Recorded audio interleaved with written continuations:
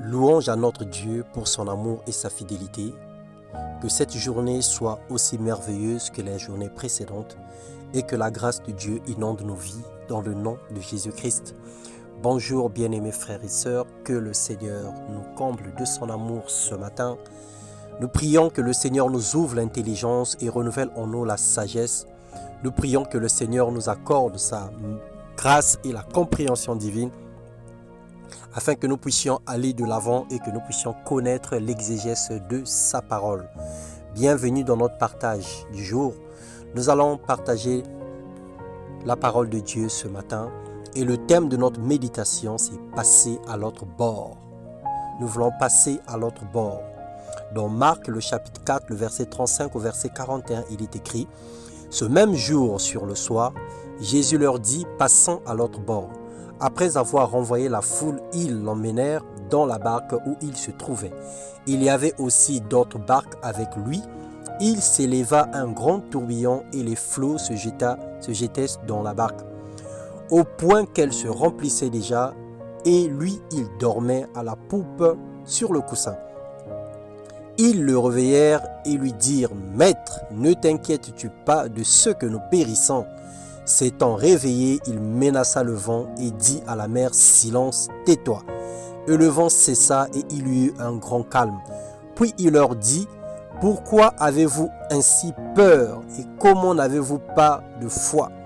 Ils furent saisis d'une grande frayeur et ils se dirent les uns aux autres « Quel est donc celui-ci à qui obéissent même le vent et la mer ?» Mon frère, ma sœur, nous sommes dans les temps où il faut passer à l'autre bord.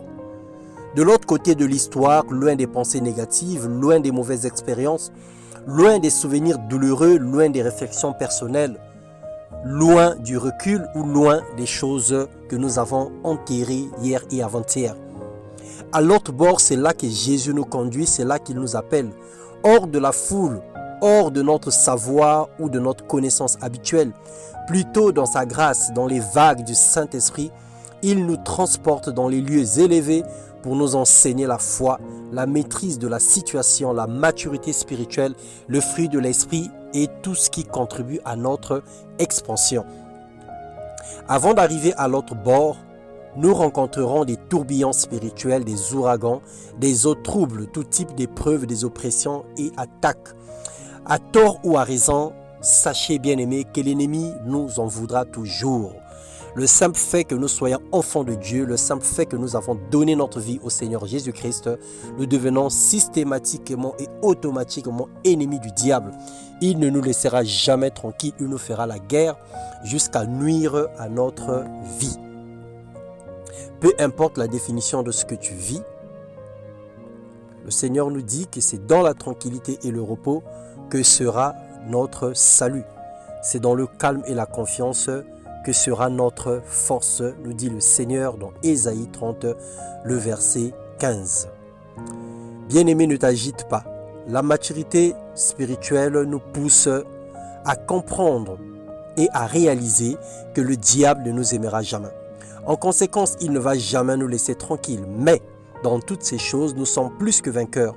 En étant dans la même barque que Jésus, il n'est pas question de fuir ou d'éviter les épreuves, mais au contraire de crier à lui de toutes nos forces parce que nous savons qu'il peut stopper toutes les tempêtes et imposer silence à la mer qui s'agite sur notre vie, la mer des problèmes, la mer de la maladie, la mer ou les océans de toutes sortes de difficultés qui nous envahissent. Le Seigneur a la capacité d'imposer silence à ces situations. C'est à toi de lever les yeux vers les montagnes, c'est à toi de demander, il est toujours disponible pour agir. Passe à l'autre bord, bien-aimé, là-bas tu seras seul à seul avec ton Dieu. Tu ne vas pas pleurer le manque d'amour de la foule, car son amour te suffit et tu en auras tellement que tu sauras donner et déverser autour de toi. N'aie pas peur, passe à l'autre côté. Passe de l'autre côté, tourne la page aux circonstances passées, écris une nouvelle histoire pour ta vie, apprends de tes erreurs et progresse dans ton parcours et gagne des nouveaux territoires dans le nom de Jésus-Christ. Le Seigneur nous appelle à partir de l'autre côté, à partir de l'autre bord. Bien-aimé, réunis toutes tes forces, ton courage et marche dans la vérité, marche dans la direction que le Seigneur t'impose. Ne te dis pas que à force ou le fait de donner sa vie à Jésus-Christ, que tu vas devenir un chrétien formaliste et que la parole de Dieu va tellement te recadrer que tu n'auras plus la capacité de faire certaines choses. Au contraire, c'est pour notre bien que le Seigneur nous appelle à la sainteté, à la sanctification. C'est pour notre bien qu'il nous appelle à passer dans l'autre bord afin qu'il prenne soin de nous, afin qu'il puisse nous dépouiller de tout ce qui ne glorifie pas son nom et qu'il nous emmène de gloire en gloire. Que le Seigneur nous bénisse et qu'il nous comble davantage de son amour et de sa grâce, qu'il nous guérit de toutes nos blessures du passé et qu'il nous donne une fois de plus encore les clés afin que nous puissions ouvrir les portes de notre destinée dans le nom puissant de Jésus-Christ. Amen.